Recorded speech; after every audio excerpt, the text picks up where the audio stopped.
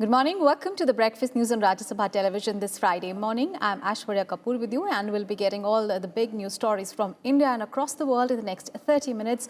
First up, the headlines. Finance Minister likely to reply to discussion on a union budget in Rajya Sabha today. Airports Economic Regulatory Authority of India Amendment Bill 2019 listed for introduction. Private members' bills also listed for second half of the day's proceedings.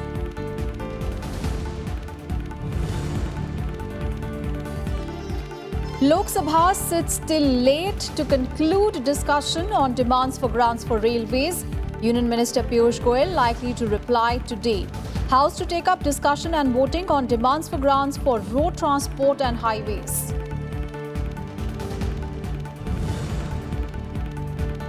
Monsoon session of Karnataka Assembly to begin amid political turmoil. Congress and JDS issue whip to MLAs. Supreme Court to hear Speaker's petition seeking time to decide on rebel MLAs' resignations.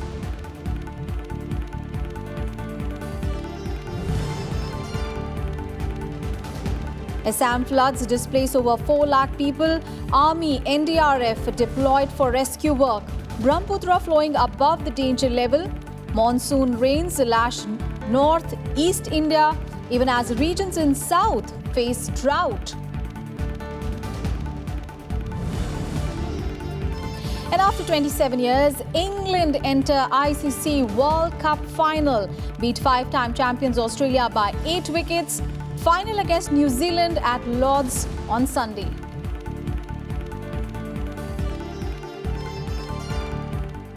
First up, news on budget session of Parliament and discussion on a union budget will continue in the Rajya Sabha in the first half today. Finance Minister Nirmala Sitharaman is expected to reply to the debate in the House. Earlier on Thursday, the upper house held discussion on the union budget lasting nearly 10 hours. Members of all parties took part in the discussion, while the opposition leaders said that the budget should have dealt with issues like remunerative prices and debt relief for farmers. BJP MPs reiterated that it is a pro-poor and pro-farmer budget.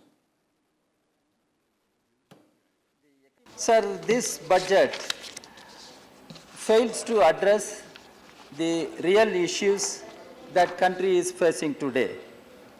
The budget has nothing to improve the so-called animal spirit of what Keynes spoke about private investments. And the primary task of the government must be revenue generation, mobilization of revenue, and how to distribute the wealth created by the people to all sections of our society.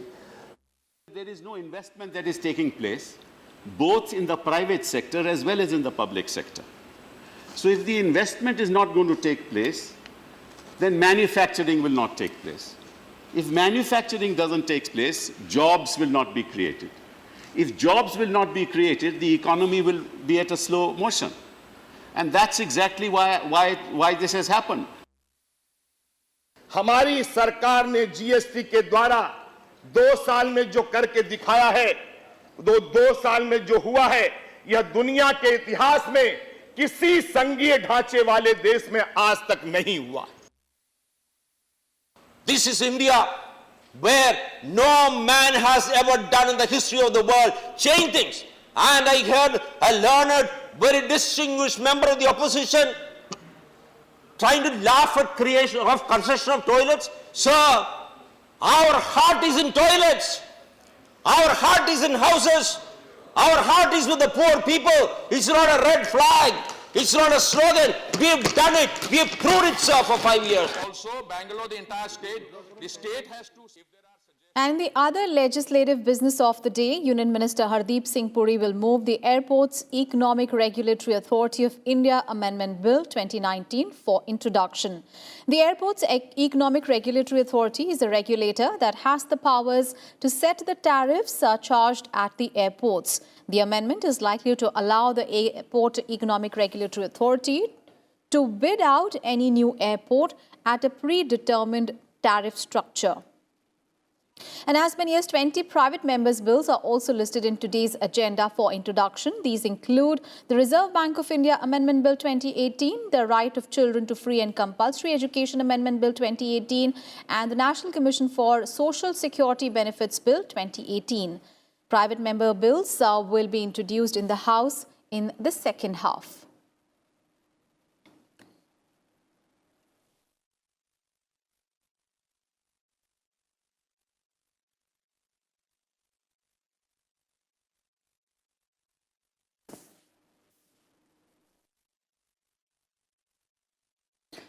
All right, let's go across to our colleague Ravindrasinghsuran, who is joining us live from Parliament. Ravindra, very good morning. So talking about Rajya Sabha first, discussion on a union budget will continue in the first half today, and Finance Minister Nirmala Sitharaman is also expected to reply to the debate in the House. And today is Friday, and it is of course the day for private members' bills, and we understand that as many as 20 of them are listed in today's agenda for introduction.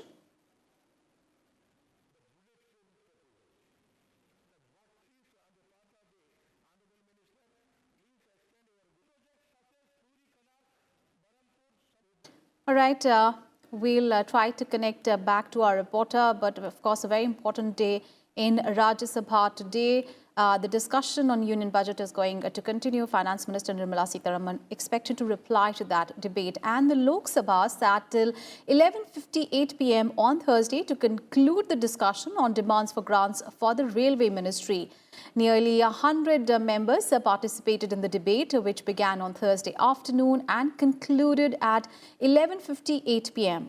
Parliamentary Affairs Minister Prahlad Joshi said that it is for the first time in nearly 18 years that the lower house has sat for this long.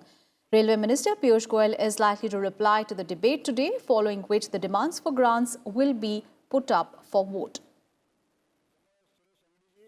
Indian Railway still has been suffering capacity constraints, which often alluded by our Honorable Rail Minister also inside the House. We won't disagree with it. The traffic flow on rail network highly uneven and imbalanced. For example, passenger trains utilize nearly 65% of the network capacity, but contribute to less than 30% of the revenue. Adhir Ranjan ji PPP model पर चर्चा कर रहे थे और विरोध कर रहे थे कि हमारी सरकार निगमीकरण और निजीकरण कर रही है। मैं 2006-07 में उनके यूपीए सरकार के रेल मंत्री लालू जी ने पीपीपी के समर्थन में जो शेर पढ़ा था वो बताना चाहता हूं। उन्होंने कहा था, एक कदम हम बढ़ें और एक कदम तुम। To complete dedicated freight corridors. Sir, I also tell you, the bullet train proposals are not possible in India. It is a total, it is a bogus.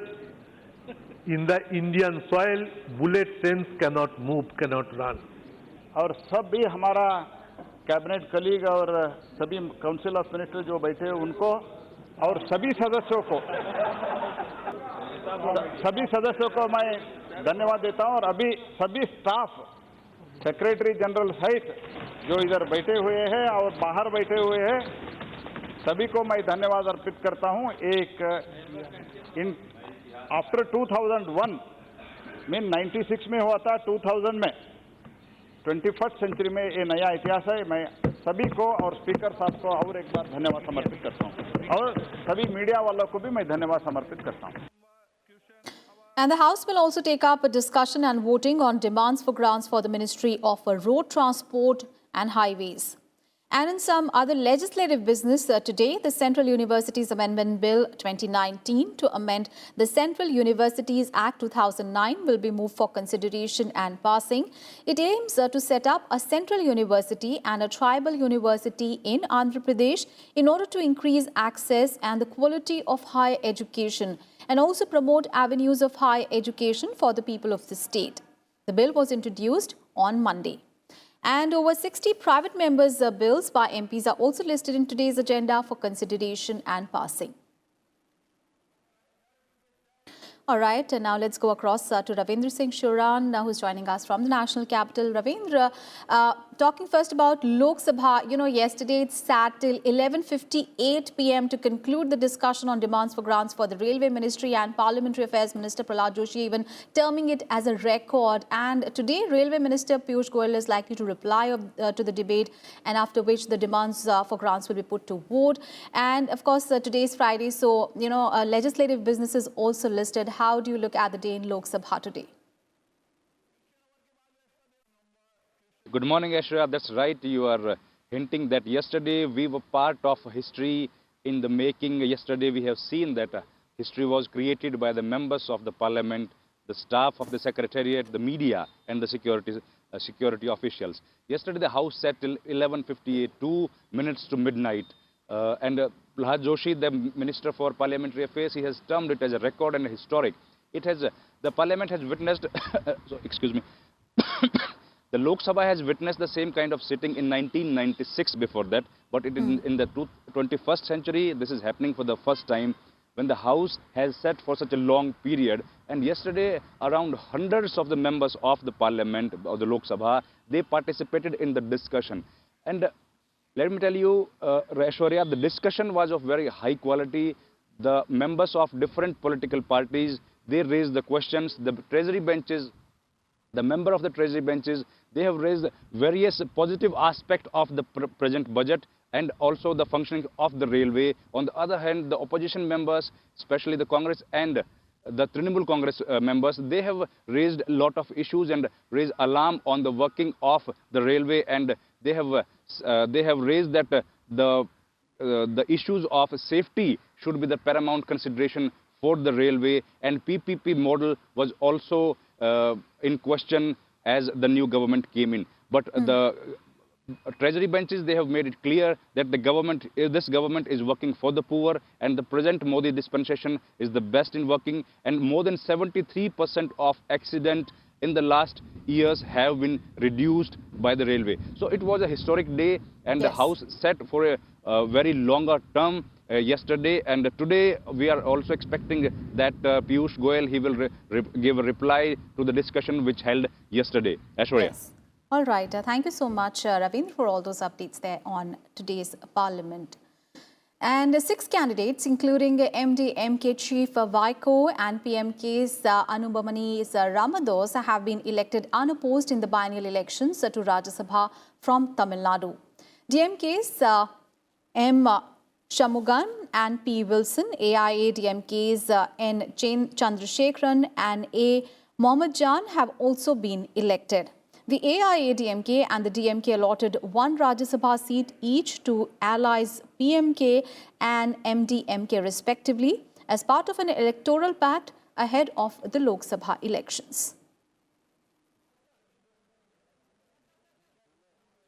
And now an update on the Karnataka crisis, and amid an ongoing political crisis in the state, the 11-day monsoon session of the State Assembly will begin from today. Now, the spate of resignations pushing the coalition government to the brink of collapse is likely to cast a shadow on the proceedings. Reportedly, the Congress and the JDS have issued a whip to their MLAs to be present in the legislative session today in order to pass the finance bill. The notice says that those who absent themselves or vote against the government will invite the provisions of the anti-defection law. Meanwhile, the Supreme Court will today take up the Karnataka Assembly Speaker's application with regard to its directives fixing a time frame for deciding on the rebel MLA's resignation. Speaker K.R. Ramesh Kumar had moved the Supreme Court, saying that the issue cannot be decided during the course of a single day, and he had sought a modification of that order. The Assembly Speaker received the resignation letters resubmitted by 10 Congress and JDS MLAs on Thursday, and he said that he will take a decision based on the genuineness of the letters and whether they were voluntary in nature. The Supreme Court, remember, had asked the Speaker to decide on Thursday about the resignation of the rebel Congress JDS MLAs. The resignation of 16 MLAs, 13 from the Congress and 3 from the JDS, has pushed the coalition government to the brink of collapse. And 2 independent MLAs have also withdrawn support to the coalition government. On to some other news. In a bid to resolve recent trade tensions, the representatives of India and the United States will continue talks in New Delhi today. Ahead of the talks, a meeting of officials from both the sides was held on Thursday and discussed matters related to trade, business and data localization. The visiting US trade delegation will also call on Commerce and Industry Minister Piyush Goyal today. Now, this is the first engagement between the two sides on trade issues after the meeting between Prime Minister Narendra Modi and US President Donald Trump in Osaka on the sidelines of the G20 summit.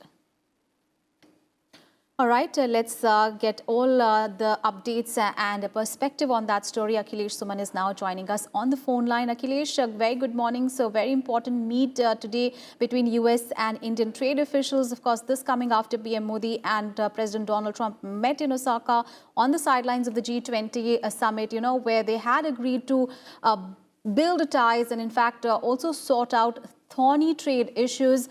How do you look at today's meeting? No, this is very important because, India and US in many areas have fantastic relationship.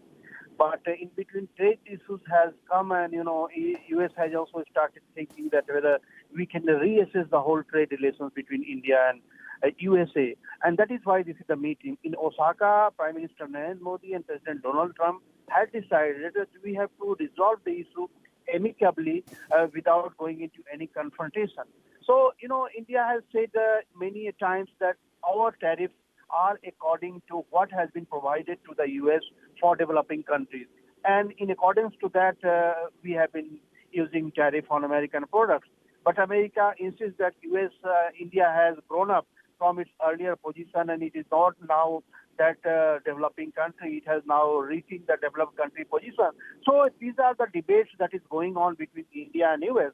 Yes. And yesterday there had been 2 rounds of talks. And these 2 rounds of talks had been led by, from Indian side by Additional Secretary. So you can understand that this is a high-level meeting, at least as far as, official level meetings are concerned. Right. Yesterday there was a meeting in the meeting. Today, Commerce Secretary will be present in the meeting. And basic issues that are being talked about, that how India and US can reduce the respective tariffs so that the trade can grow, because trade between India and US is not so much. It is around $65 billion and both are projected to grow up to $500 billion. So in that situation, there is a constructive talk, and yesterday also any official told that talks are going in amicable situation. Every things are being discussed threadbare. So I think when they come up after the meeting today by evening, we will be certain. But this meeting, you can also say that it's a preparatory meeting for Commerce Ministers meeting later this month or maybe early August. So I think this is in that perspective, you can say that things will be decided, micro issues will be discussed, and then it will be finalized in the next ministerial level meeting. All right, Akhilesh. Thank you so much for all those updates and a perspective on that story. And the overall flood situation remains grim in Assam as new areas have been inundated due to the breach of river embankments. Now, over 4 lakh people are reeling under the fury of floods in 17 districts of the state. NDRF and SDRF teams have been deployed to rescue the flood-hit people. Road traffic has also been badly affected due to the flood, causing massive problem to villagers. And temporary relief camps have been set up to shelter the flood-affected people. River Brahmaputra in Jorhat and many others rivers are flowing above the danger mark. Chief Minister Sarbanand Sonowal reviewed the flood situation with all the deputy commissioners and instructed to set up a 24/7 control room in all districts. Meanwhile, many areas in northern and eastern India were also lashed by monsoon rains on Thursday, even though some regions in southern and western parts of the country continue to face a drought-like situation in the absence of adequate rainfall. Light to moderate rainfall hit parts of Himachal Pradesh, Haryana, Punjab, Uttar Pradesh, West Bengal and northeastern states like Meghalaya, Arunachal Pradesh and Assam. The Met Department has warned of heavy to very heavy rainfall in sub-Himalayan districts of North Bengal, with extremely heavy rainfall in 1 or 2 places till Sunday morning. The United Kingdom committed £18 million towards improving media freedom across the world. It also announced the creation of a new global media defence fund at the first global conference for media freedom in London. And a three-member delegation of eminent media persons represented India, including Prasar Bharati Chairman A. Surya Prakash, Press Council member and MP Swapan Das Gupta, and eminent journalist Kanchan Gupta are representing India at the conference. And A. Surya Prakash said that as the world's largest democracy, which is witnessing a massive media boom, India welcomes such initiative to strengthen media freedom across the world. And the details of the new Global Media Defence Fund are yet to be finalised, but the UK has said that it would be administered by the UNESCO and will support, train and provide legal support to journalists in the most dangerous parts of the world. And speaking on the sidelines of the Global Conference for Media Freedom, Prasar Bharati Chairman A. Surya Prakash spoke to us about press freedom in India. Let's take a listen. Those who raise a question mark about press freedom in India must be really stone deaf. If you see the cacophony during the recent parliament election, the hurl of abuses at political leaders and the abusive attacks that went on both at the national level and in the states, and it was unabated and remains unabated in the social media even today and gets echoed in the mainstream media. What are they talking about? In fact, the present political leaders of the country from across parties, there are a large number of them who have fought for restoration of democracy and press freedom in the mid-70s in this country. And for them, democracy is very dear. When we talk of plurality, it's not, as I said, just in the social sense. You must see the plurality of news media in India is unprecedented in terms of language, region, and distribution platforms. Penetration of news media is phenomenal. We have newspapers in the remotest parts of the country. Similarly, TV homes in India, which was just about 80 million or so, is now over 180 million. And I earlier also spoke with Swapan Das Gupta, who is part of the Indian delegation to Global Conference on Media Freedom in London. Let's take a listen. Well, I have two parallel reactions. One is it's a sovereign decision of the United Kingdom government to spend 18 million on defending media freedom, which is a noble endeavor, as Surya Prakash has already pointed out. However, I think there is a little note of caution I would like to add, is that it has often been our experience that this sort of money is used to often intervene in countries with a definite political agenda. And I think that is something we need to be a little cautious about and be wary about, that such money is not really used in that. Now, often, which happens in the case, is that monies like this are used to encourage certain media to intervene in the internal affairs of countries which are otherwise really don't have any problems with media freedom. And I think that's why it's important at this stage to strike a note of caution to say that if the UNESCO is going to administer this fund, then it should be really above board and it should focus principally on the most vulnerable parts of the world and not create imaginary bogeys. So I think in principle, the United Kingdom's decision is welcome, but I would reserve my full judgment till we see the fund operate in action. And now in cricket news, after 27 years, England entered the final of the ICC Cricket World Cup by beating Australia by 8 wickets in the second semi-final that was held at Edgbaston on Thursday. Australia were all out for 223 in 49 overs after electing to bat first. In reply, England comprehensively reached the target in 32.1 overs with a loss of just 2 wickets. And England will play New Zealand in the final on Sunday. And that is the wrap on this edition of Breakfast News. Thanks for watching. Have a lovely day ahead.